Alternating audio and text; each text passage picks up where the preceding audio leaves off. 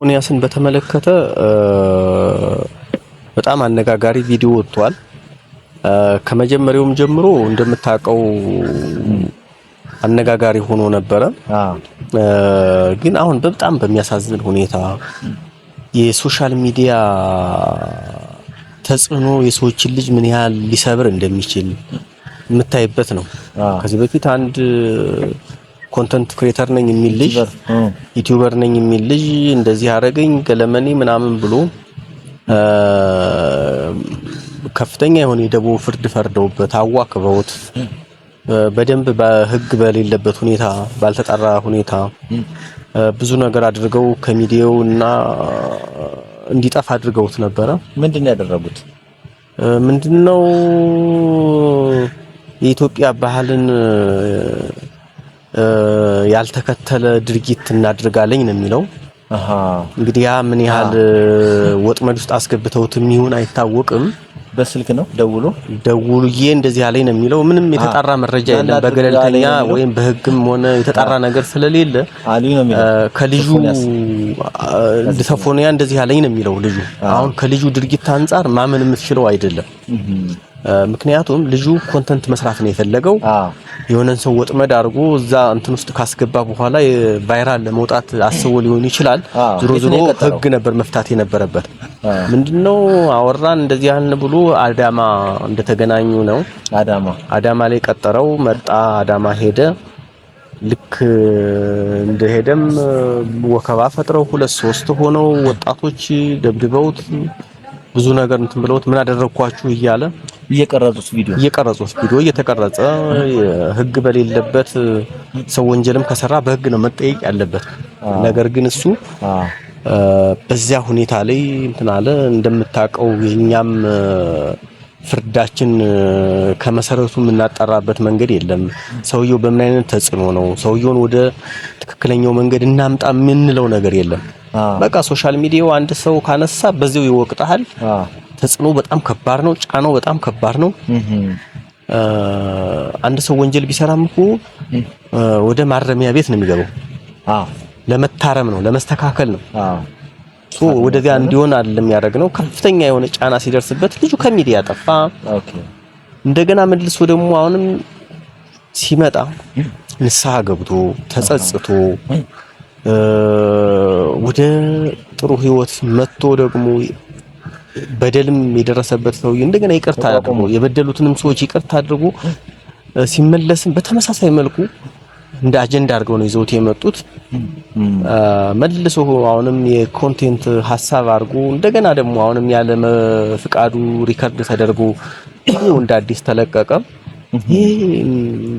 በጣም የሚያሳፍር የኛ ሀገር ኮንተንት ክሬተሮች ምን እንደሆኑ ሰዎችን ከማዳን ይልቅ ሰዎችን ቁስሉ ላይ ድጋሚ እንጨት ሰደህ እንደገና ነገሮችን ለማበባስና የሰዎችን ቅስም እስከ መጨረሻው ለመስበር የምናደርገው ጥረት ምን ያህል እንደሚያሳዝን ነው የሚያሳየው። በጣም እንደ ኮንተንት ክሬተር እንደ አድማጭ ሰዎች የሚያዳምጡትን ነገር በደንብ ማጣራት፣ ትክክለኛ መረጃ መውሰድ፣ ሰዎች ምን አይነት አካሄድ እንዳላቸው እነዚያን መርጠን እስካላየን ድረስ እንደዚህ አይነት ሰዎችን እናበዛለን።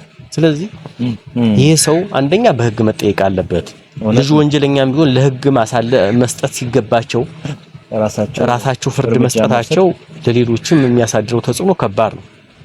አንድ ሁለተኛ ይሄ ልጅ ይቅርታ ጠይቆ መጥቶ እሱንም እንደገና እንደ አጀንዳ ወስደህ ሚዲያ ላይ ማራገብ እሱም እንደገና ሌላ እንትን ነው። ስለዚህ እንደዚህ አይነት ኮንተንት ክሬተሮችን ማጥፋት ያስፈልጋል።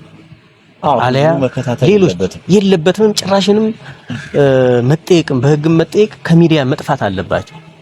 ለእውነት ለሐቅ ትውልድ ለማዳን ሲሰራ ወንጀለኛን ከችግሩ እንዲታረም ነው ማድረግ ያለብህ እንጂ በችግሩ ላይ ችግር አበብሰህ ሰዎች በዚህ ልክ ቅስም የሚሰብር የሚያሳዝን ሁኔታ ላይ ነው ያለው። ልጁ ራሱንም ያጠፋ ይችል ነበር። እንግዲህ ምናልባት እግዚአብሔር ለሌሎችም ማስተማሪያ እንዲሆን ስለፈለገ ሊሆን ይችላል። ስለዚህ እንደዚህ አይነት ሰዎችን ተጠያቂ ማድረግ ያስፈልጋል። እንደዚያ ስናደርግ ጥሩ ኮንተንት ክሬተሮችንና ሐሳብ ፈጣሪዎችን እያበረታታን ወደ ሚዲያው ፖዚቲቭ ኢነርጂ እንዲፈስ ማድረግ ይቻላል። ሌላው ደግሞ ልጁ በተጎሳቆለበት ጥሩ ላይ ሁኔታ በሌለበት ሁኔታ ላይ ቀርጸው ያለሱ ፈቃድ በሚያሳዝን ሁኔታ ራሳችን ነው በርግጥ እንደዚህ ያደረግነው። ፍርድ በአደባባይ እየተሰጠ በጣም ችግር ነው። ዲሞክራሲ አንዳንዴ መናገር ስለቻልክ ብቻ በምትናገርበት ጊዜ ሰዎች ላይ ምን ያህል ተጽዕኖ እንደሚያመጣ ታየዋለህ። ዲሞክራሲ የምንለው ነገር ግን የሰዎችን መብት በማይጎዳ ሰዎች ተጽዕኖ ውስጥ በማይወድቁበት መንገድ የሰዎች ቅስም በማይሰበርበት መንገድ ሰዎች የተሻለ ከስህተታቸው ሊማሩ በሚችሉበት መንገድ ስታደርገው ሰዎችን ታስተምራለህ፣ ትገነባለህ። በዚያ ተምረው ወደ ጥሩ መንገድ እንዲመለሱ ታደርጋለህ። ከዚያ ውጭ ግን ጫናችን በበዛ ቁጥር የሰዎች ቅስም ተሰብሮ እስከ መጨረሻው ብዙ ከጀርባ ያሉ ቤተሰቦችን እንጎዳለን። ከሱ ጀርባ ያሉ የሱ ወዳጆች የነበሩ እናት አለች፣ ሌላም ቢሆን ልጅ ሊኖር ይችላል፣ እህት ወንድም ሊኖር ይችላል። ምን ያህል እንደሚጎዱ ማሰብ ይችላል። እንደ አንድ ዜጋም ያሳዝናል። ስለዚህ አሁንም ጥሩ ሁኔታ ላይ ባልሆነበት ሁኔታ ላይ ቀርጾ ለሚዲያ ፍጆታ ብራንዱን ማበላሸት ነው። ይሄም ትክክል አለ። እንደዚህ አይነት ሰዎችም ተጠያቂ መሆን መቻል አለባቸው። ዞሮ ልጁ ከስተቱ ተምሯል። ያለበት ሁኔታ የሚያሳዝን ነው። አእምሮ ላይ እክል ደርሶበታል። እሱ የዚያ ጫና ውጤት ነው። ይህን ሰውዬ ደግሞ እባካችሁ ትምህርት ከወሰደ ከተማረ ለሌሎች ማስተማሪያ ጥፋት ውስጥ ያሉ መጥፎ መንገድ ላይ ያሉ ሰዎች ወደ ጥሩ መንገድ እንዲመጡ ይህን ሰውዬ ትሪት አድርገን ወደ ነበረበት እንዲመጣ በማድረግ መንከባከብ አለብን። ሌላው ቅድም ያልከው እንዴት ነው ራሳችን እርምጃ ከመውሰድ ይልቅ እውነት ፍትሃዊ ከማድረግ አንፃር ነገሮችን በህግ መጠየቅ ይቻላል። ያ ሰውዬ አግባብ ያልሆነ ለማህበረሰቡ ጎጂ ድርጊቶችን እየፈጸመ ከሆነ ብለን ካሰብን ወደ ህግ ወስዶ ጥፋተኝነት ፍርድ ማስፈረድ ይቻላል እንጂ እኛው ራሳችን ጥቃት መፈጸሙ ይሄ ተገቢ አይደለም። እንዳገርም ያስጠይቀዋል። አሁን ይሄ ዩቲዩበር ያልከው ልጅ ራሱ ደውሎ እና አንገናኝ ብሎ እየቀረጸ እየደበደበ ጭራሽ ያን ይዘት በራሱ ዩቲዩብ ቻናል ላይ መልቀቅ ይህ እንደ አገር የሚያስጠይቀው ነው ብዬ ነው የምወስደው። ያ ሰውዬ እውነት ጋዜጠኛ ሶፎንያስ ተሳስቷል ብሎ ካሰበ በህግ መጠየቅ ይቻላል። በህግ መጠየቅ፣ በሽማግሌዎች ማስመከር። ማስመከር ወደ በኩ ራሱ እንዲመለስ ለመምከር እሱ ራሱ ያስፈልግ ነበር። ለመምከር አልሞከረም።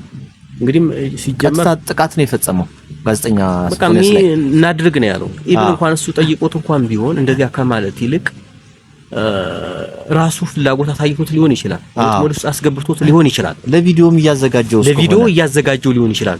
ወጥመድ አጥምዶ አሁን ለሌላ ቢዝነስ ተቀጣጥረውስ ቢሆን እንግዲህ አሁን ሊሆን ይችላል። ነገር ግን ዩቲዩበሩ አለኝ ብሎ ነው ይዘት የሰራው። የስም ማጥፋት ሊሆን ይችላል። እነዚህ ነገሮች የኛ ደግሞ ተከትለን ደግሞ እኛ ደግሞ አብረን መዝመታችን ነገሩን ለማጣራት አለመሞከራችን፣ ህግ እንዲይዘው አለማድረጋችን፣ ገለልተኛ የሆነ የህግ አካላት አለመያዛቸው ነገሩ እንዳይጣራ እንዲድበሰበስ አድርጎታል። ዲሞክራሲ አይደለም። ዲሞክራሲ እኛ ራሳችን እርምጃ መውሰድ ሳይሆን በፍትህ አካላት በፍትህ ስርዓት ውስጥ ሰዎች ፍትህ እንዲያገኙ ማድረግ እንጂ ሰዎች የፈለጉትን አቋም መከተል ይችላሉ፣ ምንም መሆን ይችላሉ። አሁን ያ ትክክል ካልሆነ ደግሞ በህግ ቅጣት ማግኘት አለባቸው። በቃ በአገሪቷ ህግ መዳኘት እንዳልከው በማህበረሰቡ ማስመከር ብዙ ሂደቶች አሉ። ገንዘብ ለመስራት ብለው እንደዚህ ማድረግ ግን እኛ ለወደፊትም አያስኬድም። በእውነት ጋዜጠኛ ሶፎንያስ ላይ የደረሰው የስነልቦና ጫና አሁንም ድረስ የቆመ አይመስለኝም። እንዲሁም አሁን ያልከው ማገገሚያ እንትንስ ገብቶ አትቅረጪ ተብላ እሺ ብለው ተማምነው ከዛ በኋላ ቀርጻ የለቀቀች ሴት ወይ ግለሰብ አለች መሰልና እዛም ላይ ቅሬታ አለና ይሄ ጋዜጠኛ በሄደበት በሙሉ ካሜራ እየያዙ እየተከተሉ ልጁን ነፃነት ማሳጣት በእውነት ይሄ ፌር አይደለም። ገንዘብ ለመስራት ተብሎ ምንም ቢሆን ይሄ ጋዜጠኛ እኮ አእምሮ ይቀየራል፣ ይለወጣል አይደል? ነገ ይሄ ጎበዝ ጋዜጠኛ የነበረ ነው ምንከታተለው። የሚያቀርባቸው ይዘቶች በጣም ተጽዕኖ ፈጣሪ የነበሩ ነው። ይህ ሰውዬ ወደ ነበረ ህይወቱ እንዲመለስ መርዳት፣ መደገፍ ባንችል ማዘን እና ስንችል ፕራይቬሲውን መጠበቅ እና ጋዜጠኛ ሶፎንያስ ወደ ነበረበት ህይወቱ እንዲመለስ ምኞታችን ነው። ሁላችንም ምኞት ነው። ሁላችሁም ድጋፋችሁን እንድትሰጡት እንጠይቃለን። እናመሰግናለን።